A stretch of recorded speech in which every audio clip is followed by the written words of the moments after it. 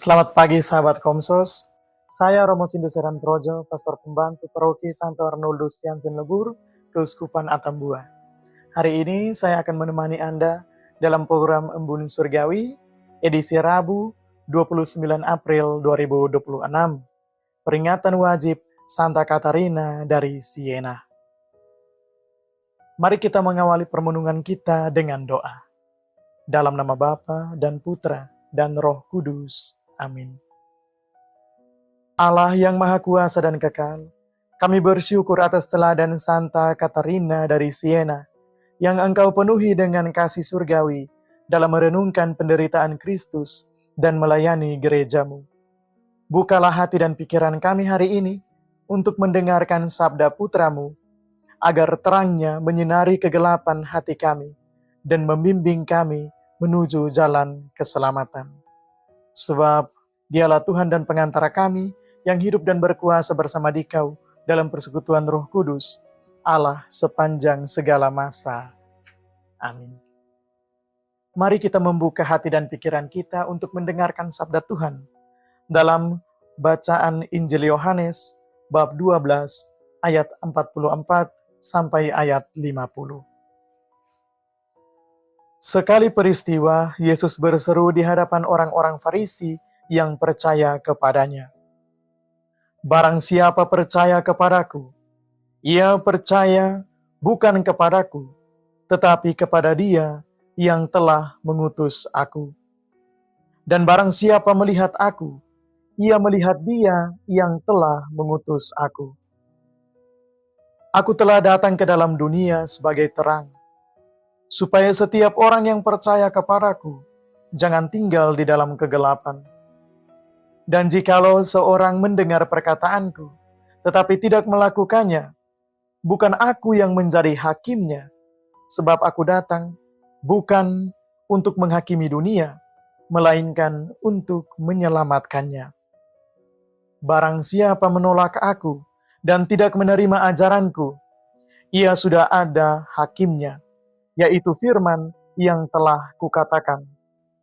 Itulah yang akan menjadi hakimnya pada akhir zaman. Sebab bukan dari diriku sendiri aku berkata-kata, tetapi Bapa yang mengutus aku, Dialah yang memerintahkan aku untuk mengatakan apa yang harus aku katakan dan aku sampaikan. Dan aku tahu bahwa perintahnya itu adalah hidup yang kekal. Jadi, apa yang aku katakan, aku menyampaikannya sebagaimana difirmankan oleh Bapa kepadaku.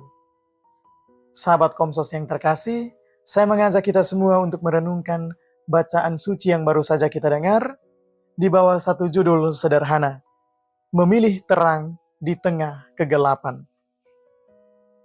Dalam perikop Injil Yohanes yang baru saja kita dengar bersama, Tuhan Yesus berseru dengan suara lantang untuk menegaskan bahwa dirinya adalah cerminan sempurna dari Bapa. Percaya kepada Yesus berarti menembus batas kemanusiaannya dan sampai pada pribadi Allah yang mengutusnya. Tuhan Yesus memposisikan diri sebagai terang yang datang ke dalam dunia untuk mengakhiri dominasi kegelapan dalam hati manusia. Seruan ini adalah sebuah undangan eksistensial bagi setiap orang untuk keluar dari kebingungan dan kebutaan spiritual, lalu masuk ke dalam kejelasan hidup yang ditawarkan oleh kehadirannya. Lebih lanjut, Tuhan Yesus menekankan bahwa misi kedatangannya bukanlah untuk menghakimi dunia, melainkan untuk menyelamatkannya. Rahmat mendahului penghakiman. Namun Yesus juga mengingatkan tentang konsekuensi serius dari penolakan terhadap sabdanya. Sabda yang ia sampaikan memiliki bobot kebenaran mutlak yang akan menjadi tolok ukur di akhir zaman. Dengan demikian, penghakiman sebenarnya bukan berasal dari sikap menghukum dari pihak Allah, melainkan buah dari pilihan bebas manusia itu sendiri saat mereka memutuskan untuk menolak terang dan tetap tinggal dalam kegelapan. Puncak dari refleksi ini terletak pada ketaatan Yesus yang radikal terhadap perintah Bapa. Tuhan Yesus menyatakan bahwa segala sesuatu yang ia katakan bukanlah berasal dari dirinya sendiri, melainkan murni apa yang diperintahkan oleh Bapa kepadanya. Perintah Bapa itu bukanlah sekedar kumpulan aturan, melainkan hidup yang kekal. Di sini, kita melihat bahwa setiap kata yang keluar dari Yesus adalah aliran kehidupan ilahi.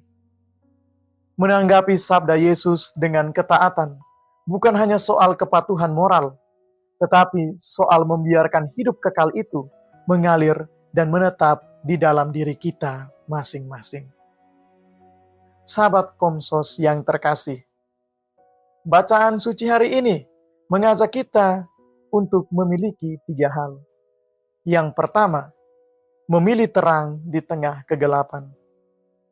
Dunia hari ini sering menawarkan kegelapan dalam bentuk kebencian, ketidakjujuran, atau keputusasaan. Memilih untuk percaya kepada Yesus berarti berani tampil berbeda dengan membawa kasih dan kebenaran dalam tindakan sekecil apapun itu. Yang kedua, mari kita belajar dari Santa Katarina dari Siena. Ia adalah seorang wanita yang hidup dalam persekutuan yang sangat akrab dengan Tuhan. Ia tidak takut untuk membawa perdamaian di tengah konflik, karena ia berpegang pada sabda yang menghidupkan. Kita dipanggil untuk memiliki keberanian yang sama, yaitu untuk menyuarakan kebenaran dengan kasih. Dan yang ketiga, ketaatan sebagai sumber kehidupan. Tuhan Yesus taat kepada Bapanya. Sejauh mana kita taat kepada suara hati dan ajaran kasih-Nya dalam pekerjaan, keluarga, dan komunitas kita? Ingatlah bahwa ketaatan kepada Tuhan bukanlah beban, melainkan jalan menuju kebebasan dan kemerdekaan yang sejati. Hari ini, marilah kita bertanya, bagian mana dari hidup kita yang masih gelap? Serahkan itu kepada Tuhan dalam doa, dan biarkan sabdanya hari ini membersihkan serta memberi arah baru bagi langkah kita. Amin. Marilah berdoa. Tuhan Yesus, terima kasih atas sabda-Mu yang menghidupkan. Bantulah kami agar tidak hanya menjadi pendengar, tetapi juga pelaku sabda-Mu. Melalui perantaraan Santa Katarina dari Siena, berilah kami api cinta kasih-Mu yang membara, agar kami mampu membakar semangat sesama kami untuk berjalan dalam terang-Mu. Sebab Engkaulah Tuhan dan pengantara kami. Amin. Semoga kita sekalian diberkati oleh Allah yang Maha Kuasa, Bapa dan Putra dan Roh Kudus. Amin.